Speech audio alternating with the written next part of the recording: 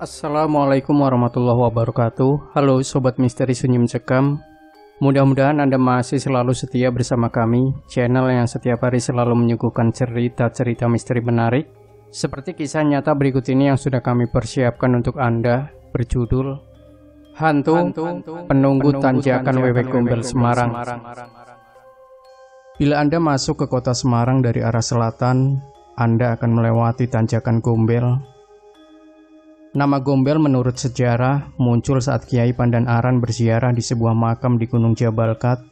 Tokoh yang kini namanya diabadikan untuk sebuah jalan protokol di kota Semarang itu saat berziarah melewati tanjakan terjal dan curam.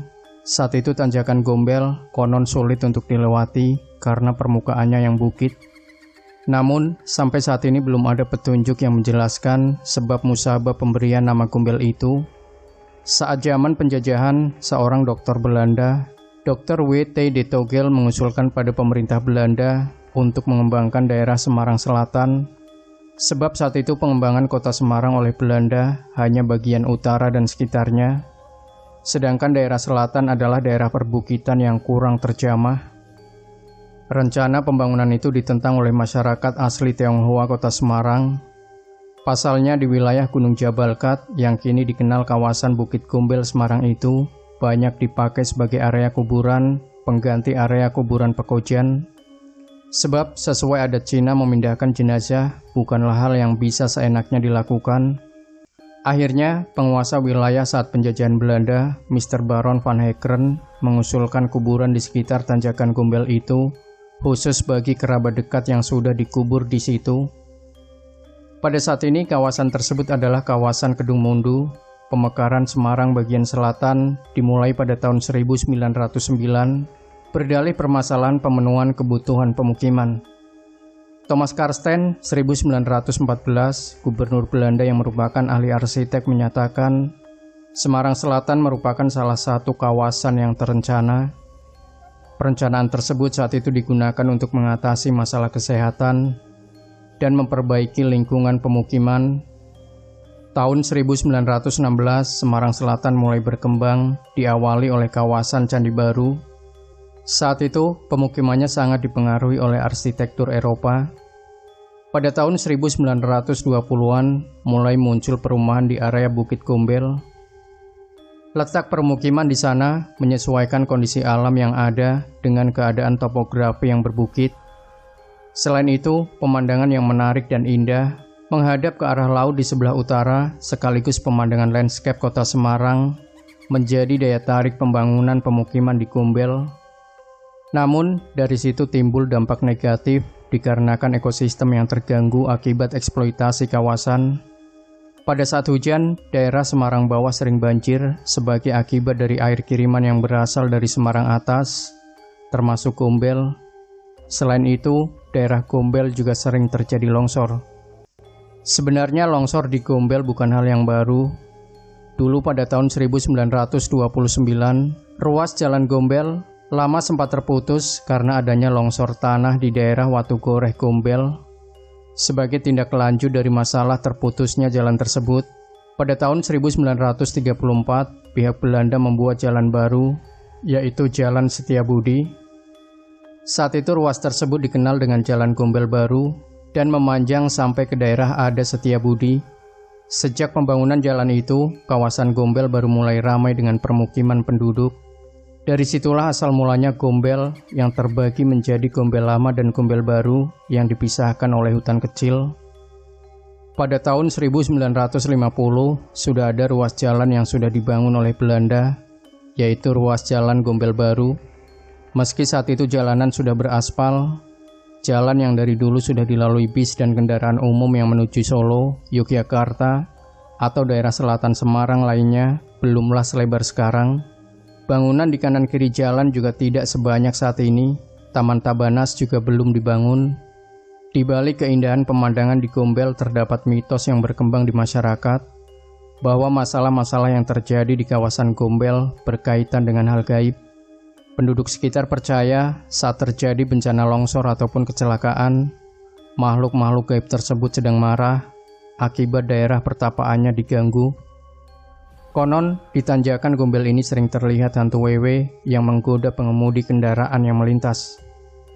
Pada masa lalu, di tanjakan ini memang sering terjadi kecelakaan lalu lintas yang menelan korban jiwa maupun luka-luka.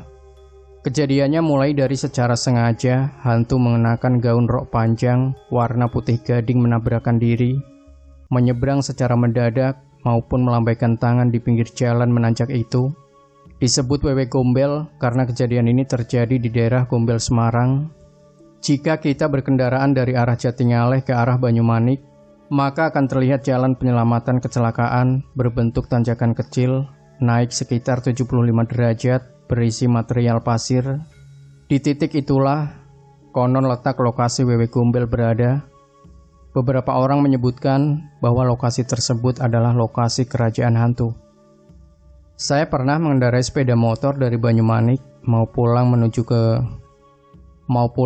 ke Semarang daerah Simpang 5. Saat sampai di titik penyelamatan kecelakaan yang di sebelah kiri jalan, tiba-tiba saya lihat ada wanita tinggi mengenakan baju putih gading, rambut panjang, matanya membelalak melambaikan tangan ke saya, berdiri di bibir sungai jalan. Saya merinding, langsung saya tancap gas, dan wanita itu malah nekat nyebrang. Namun saat saya berhenti, wanita itu menghilang ketika sampai di tengah jalan, ujar warga Muhammad Irfan. Hantu wewe Gombel dalam tradisi Jawa yang berarti roh jahat atau hantu yang suka mencuri anak-anak, tapi tidak mencelakainya. Konon anak yang dicuri biasanya anak-anak yang ditelantarkan dan diabaikan oleh orang tuanya. Wewe Gombel biasanya akan menakut-nakuti orang tua si anak atas sikap dan perlakuannya kepada anaknya sampai mereka sadar. Bila mereka telah sadar, wewe Gombel akan mengembalikan anaknya. Wewe Gombel mitos bagi masyarakat Jawa merupakan roh dari seorang wanita yang meninggal bunuh diri lantaran dikejar masyarakat karena membunuh suaminya. Peristiwa itu terjadi setelah suami dari wanita itu berselingkuh dengan wanita lain. Sang suami melakukan hal itu karena istrinya tak bisa memberikan anak yang sangat diharapkannya. Akhirnya, ia dijauhi dan dibenci suaminya, lalu dikucilkan sampai menjadi gila dan gembel. Menurut cerita, hal itu yang menyebabkan sebuah hotel yang terletak di dalam lokasi Bukit Gombel menjadi bangkrut. Hotel itu kini dalam kondisi tak terurus dan banyak digunakan untuk tempat gantung diri, pembunuhan, dan perkosaan yang sering terjadi di malam hari. Di siang harinya digunakan untuk beberapa pemulung dan gelandangan beristirahat. Ciri khas dari wewe Gombel atau kolong wewe ini adalah bentuk buah dadanya yang besar dan menjuntai seperti buah pepaya.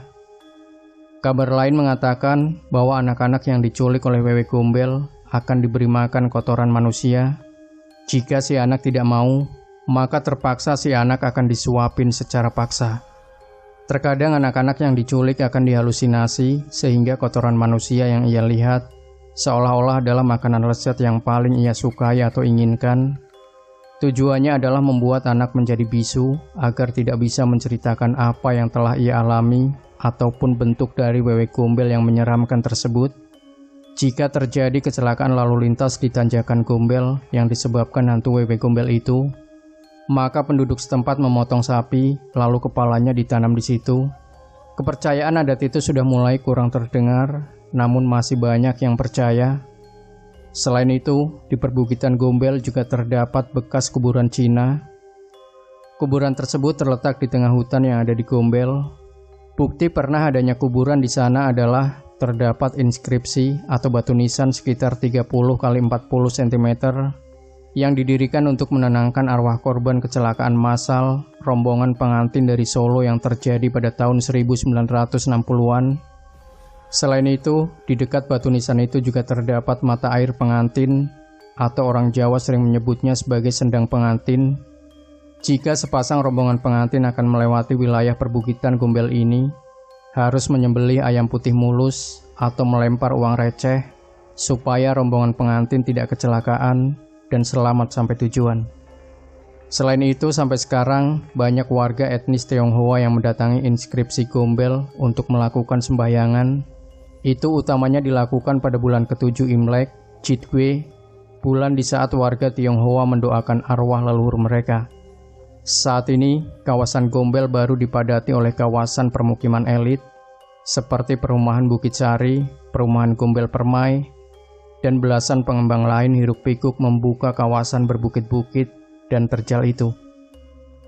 Sejumlah restoran dan hotel pun menghias sisi lereng Gombel baru, seperti restoran Gombel Indah, restoran Mutiara, restoran Alam Manda, restoran Alam Indah, hotel Alam Indah, Nyata Plaza, dan Bukit Asri.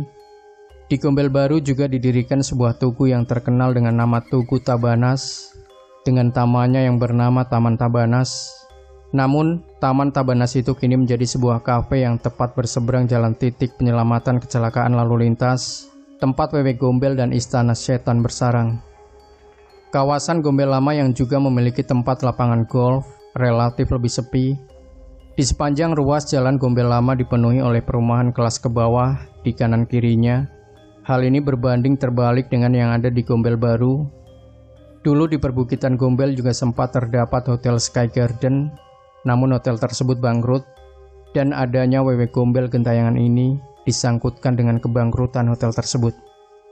Bukit Gombel sekarang tercatat sebagai tanah tertinggi di kota Semarang. Hal tersebut membuat kawasan Gombel saat ini juga menjadi pusat tower-tower pemancar jasa telekomunikasi, radio, dan TV. Hal tersebut disebabkan karena letak Gombel yang memang sangat pas untuk didirikan menara-menara tadi. Maka dari itu, Gombel menjadi tempat yang pas dan juga dikenal sebagai hutan tower.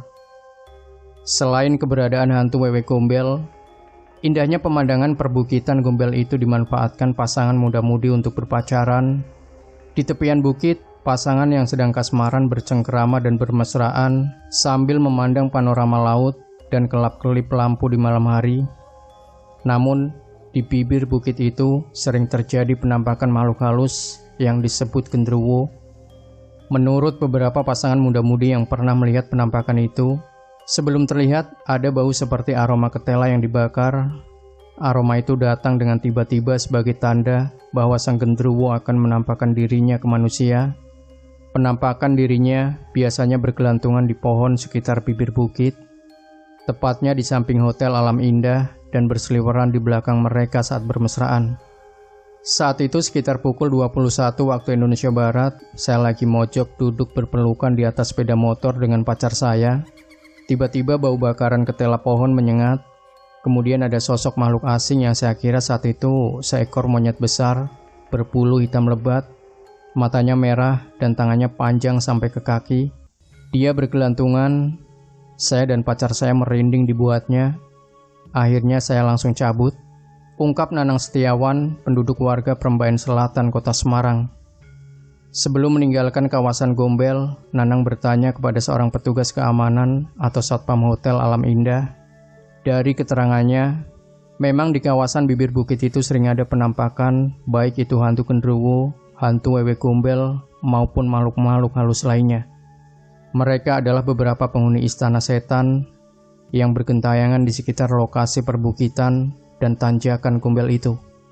Demikian Sobat Misteri Sunyi Mencekam, jangan lupa tinggalkan komentar Anda, like, share video ini, subscribe channel Sunyi Mencekam, dan nantikan kembali cerita-cerita misteri terbaru dari kami. Wassalamualaikum warahmatullahi wabarakatuh.